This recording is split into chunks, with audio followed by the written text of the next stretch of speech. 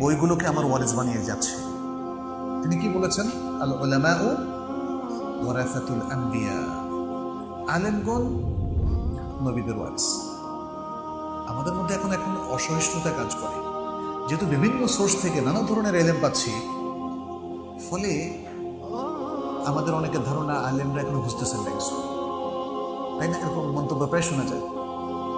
কারণ আমি যেরকম যতটা এক্সাইটেড, যত দ্রুত কোনো একটা অ্যাকশনে যেতে চাচ্ছি, উনি সেটা যেতে চাচ্ছেন না। উনি আমাদেরকে বলছেন বসো, আলোকিত হও, কোরআন বুঝো, হাদিসগুলো। বলে যে এত সময় আছে, কাফেররা তো আর বসে নাই, আমি কোরআন হাদিসের জন্য বসে জীবন দিয়ে দিলে হবে নাকি? হ্যাঁ, আমাকে এখন যেতে হবে যুদ্ধের ময়দানে, চলো রিক্রুটমেন্ট করো। ইউটিউবে দেখতেছি রিক্রুটমেন্ট হচ্ছে। ইন্না লিল্লাহি ওয়া ইন্না ইলাইহি রাজিউন। আহারে আল্লাহ, কিল্লাতুল ইলম, কিল্লাতুল ফাহম, আল মানহাজ আল ইলমি, যেটা একাডেমিক মেথোডোলজি বুঝতে পারতেছে না তারা। ইয়াং বয়সের ছেলেপেলেরা এতটা এক্সাইটেড হলে তো হবে না, তোমাদেরকে আলেমদের সাথেই থাকতে হবে।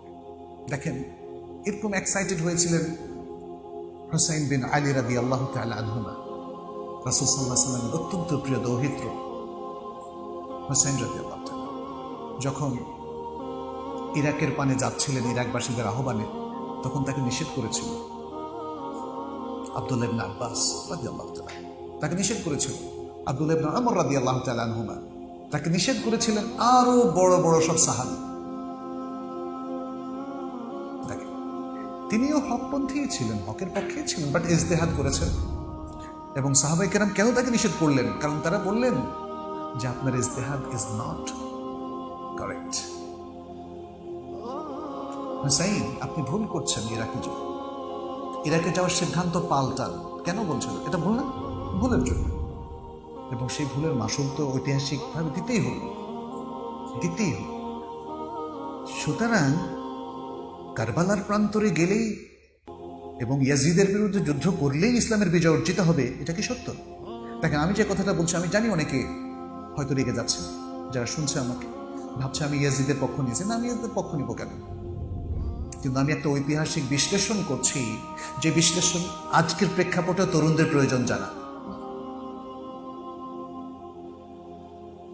খলিফার বিরুদ্ধে অবস্থান নিয়েছেন হুসাইন, তার মওকিফ, ভূমিকা ঠিক ছিল নাকি জগৎ বিখ্যাত সব স্কলার যারা ছিলেন, আব্দুল্লাহ ইবনে আব্বাস রাদিয়াল্লাহু তাআলা আনহুমা, আব্দুল্লাহ ইবনে ওমর রাদিয়াল্লাহু তাআলা আনহুমা, আবু হুরায়রা রাদিয়াল্লাহু তাআলা, বা এদের মওকিফ ঠিক ছিল? ওনারা কেন খিলাফতের আনুগত্য করলেন? কারণ তারা জানেন খলিফা ভুল করতে পারেন, জুলুমও করতে পারেন, বাট খলিফার ইতাআত করতে হবে আমাদেরকে, অন্তত পক্ষে ফি তাআতিল্লাহ, আল্লাহর আনুগত্যের ক্ষেত্রে। এই যে বিষয়গুলো, এগুলো চরম বিশ্লেষণের দাবি রাখে। এই জন্য খুব বেশি এক্সাইটেড হওয়া ঠিক না। আমাদেরকে জ্ঞানটাকে বেশি প্রাধান্য, সিদ্ধান্ত নিতে হবে এবং জ্ঞানীদের সাথে পরামর্শ করেই আগাতে হবে। আমি ব্যক্তিগত জীবনে, পারিবারিকভাবে আমি দেখেছি আমার ভাই বেরাদার কিংবা আত্মীয় স্বজন যারা পরামর্শের ভিত্তিতে সিদ্ধান্ত নেন, সবসময় তার মধ্যে বরকত থাকে। আর যারা খুবই এক্সাইটেডলি মনে করেন যে উনি কি বুঝে, মানে এভাবে নিজে এককভাবে সিদ্ধান্ত নেন, তারা প্রায় শতভাগ ক্ষেত্রে ব্যর্থ। প্রায় শতভাগ, এটা চোখে দেখা, শতভাগ ক্ষেত্রে ব্যর্থ।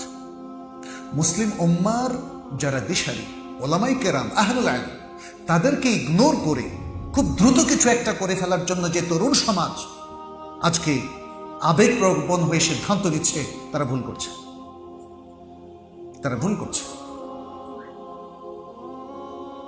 আল্লাহর ধৈর্য একটু দেখুন। এই পৃথিবীতে যে এত জুলুম নির্যাতন হচ্ছে, আল্লাহকে দেখছেন না? আল্লাহ কি চাইলে সমস্ত কিছু বন্ধ করে দিতে পারতেন না? আল্লাহ চাইলে কি যুদ্ধ বন্ধ হয়ে যেত না? অত্যাচার নির্যাতন বন্ধ হয়ে যেত না? আচ্ছা, তাহলে হচ্ছে বলে আমি সব মেনে নিব সেটা বলছি না। আমরা অবশ্যই জুলুমের বিরুদ্ধে, অন্যায়ের বিরুদ্ধে, বাট করণীয়র ক্ষেত্রে কি করা উচিত সেটা একটা ভাইটাল পয়েন্ট। আপনি যেন তেন যা তা করে উম্মার উপকার করতে পারবেন না। উম্মার প্রয়োজনের একটা লিস্ট আছে না? সেই লিস্টের মধ্যে প্রায়োরিটি লিস্ট আপনাকে আমাকে নির্ধারণ করতে হবে। উম্মার এই কাজগুলো, উম্মার কল্যাণে, এই যে এলেমটা আমরা অর্জন করছি বা এগুলোকে কাজে লাগানোর জন্য আমাদেরকে একটা পলিসিও নির্ধারণ করতে হবে, হবে না? নাকি কোনো পলিসি ছাড়া চললে হবে? পৃথিবীর সবাই দেখবেন যে একটা পলিসি নির্ধারণ করে। আপনার কোম্পানি যদি করেন, কোম্পানির একটা পলিসি থাকে। একটা প্রতিষ্ঠান যদি করেন, প্রতিষ্ঠানের একটা পলিসি থাকে। একটা রাষ্ট্র একটা পলিসি থাকে, তাই না? ইসলামও সবসময় পলিসিকে গুরুত্ব দেয়। রাসূল সাল্লাল্লাহু আলাইহি সাল্লাম যতগুলো যুদ্ধ করেছেন, প্রত্যেকটা যুদ্ধের একটা পলিসি ছিল। এবং শুধু পলিসি না, এর সাথে ছিল স্ট্র্যাটেজি, কৌশল। বদর যুদ্ধে পলিসিও ছিল, স্ট্র্যাটেজিও ছিল। উহুদের যুদ্ধে পলিসিও ছিল, স্ট্র্যাটেজি ছিল। এবং উহুদের যুদ্ধ আমাদের জন্য একটা শিক্ষা, যে এই যুদ্ধে স্ট্র্যাটেজি রাসূল সাল্লাল্লাহু আলাইহি সাল্লাম যেভাবে নির্ধারণ করে দিয়েছেন, সেই স্ট্র্যাটেজি থেকে যারা সরে এসেছে এবং তার কারণে মুসলমানদের বিপর্যয় দেখা দিয়েছে। মনে রাখবেন, ইসলামের পুরো জিনিসটাই এরকম। আল্লাহ সুবহানাহু ওয়া তাআলা আমাদেরকে এই শিক্ষাটা দিলেন। দেখো, কোরআন সুন্নাহ যে স্ট্র্যাটেজিটা তোমাদেরকে শেখাচ্ছে, প্রথমত সেটা তোমাকে বুঝতে হবে। What is the strategy of the Quran and Sunnah for your আমাল, for your life, for your activities, for your actions. সেই স্ট্র্যাটেজিটা কিন্তু আমাদের জানতে হবে, আমাদেরকে এক্সপ্লোর করতে হবে। চিন্তা গবেষণার আলোকে কোরআন সুন্নাহ থেকে আমার প্রত্যেকটা কাজের আলাদা আলাদা স্ট্র্যাটেজি নির্ধারণ করতে হবে এবং পলিসিও নির্ধারণ করতে হবে। সে আলোকে আমাদেরকে চলতে হবে, তাই না? এখন আমাদের কি করণীয়? বিভিন্ন ইস্যুতে, social perspective, political perspective, international perspective, ব্যবসায়িক পার্সপেক্টিভ, ব্যাংকিং পার্সপেক্টিভ, ইন্টারাকশন, তারপরে মানে ইত্যাদি, আমাদের এই সমাজের নানা ইস্যুজ আছে, নানা ইভেন্টস আছে। এই সমস্ত ক্ষেত্রে ইসলাম আসলে কি পলিসিতে আমাদেরকে চলতে বলে আর কি স্ট্র্যাটেজিতে চলতে বলে, এগুলো আমাদেরকে জানতে হবে, কোরআন সুন্নাহর আলোকে জানতে হবে। এবং জানলে যদি আপনি কোরআন সুন্নাহর সেই স্ট্র্যাটেজি পলিসি ফলো করেন, তাহলে আপনি উম্মার উপকারে আসবেন, সমাজকে পজিটিভলি চেঞ্জ করতে পারবেন, নিজে আলোকিত হবেন, মানুষকে আলোকিত করতে পারবেন। এটাই ইসলাম চায়। এবং সেই কাজটাই রাসূল সাল্লাল্লাহু আলাইহি সাল্লাম অত্যন্ত দক্ষতার সাথে এবং সাফল্যের সাথে করেছিলেন বলেই মদিনা রাষ্ট্রকে আমরা দেখি পৃথিবীর সবচেয়ে সফল রাষ্ট্র, এবং মদিনা সোসাইটিকে দেখি আমরা সবচেয়ে সুন্দর সফল সোসাইটি, সমাজ, মুসলিম সমাজ। কিন্তু যদি স্ট্র্যাটেজি থেকে সরে যান, ঠিক উহুদের যুদ্ধে যে বিপর্যয়টা হয়েছিল মুসলিমদের, এই ধরনের বিপর্যয় অহরহ হবে। যেমন আমরা যদি আমাদের জাতীয় শিক্ষানীতির ক্ষেত্রে ইসলামকে পাশ কাটিয়ে যাই, তাহলে ভালো মুসলিম হওয়া যাবে না। আমাদের স্কুলে পড়ুয়া সন্তানরা ভালো মুসলিম হতে পারবে না, এটা মনে রাখতে হবে।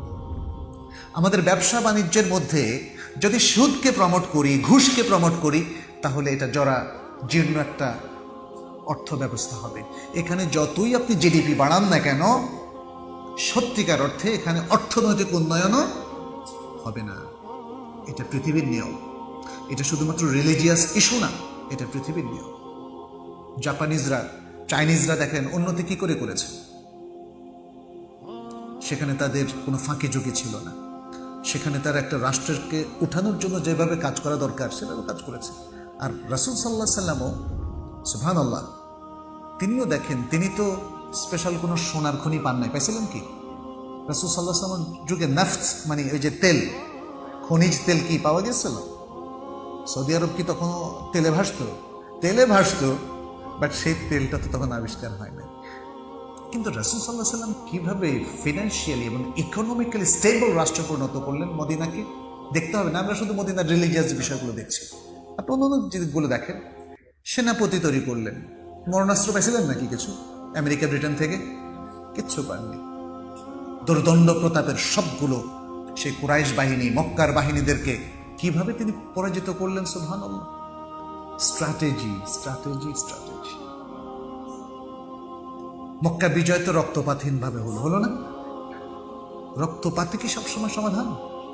আল্লাহ, এগুলো আমাদেরকে দেখতে হবে। এগুলো এলেন, এগুলোকে বলা হয় একটু চোখ কান খুলে দেখেন, সুবহানাল্লাহ, পৃথিবীও কিন্তু এখন ম্যাক্সিমাম ক্ষেত্রে স্ট্র্যাটেজি নির্ভর, পলিসি নির্ভর চলছে।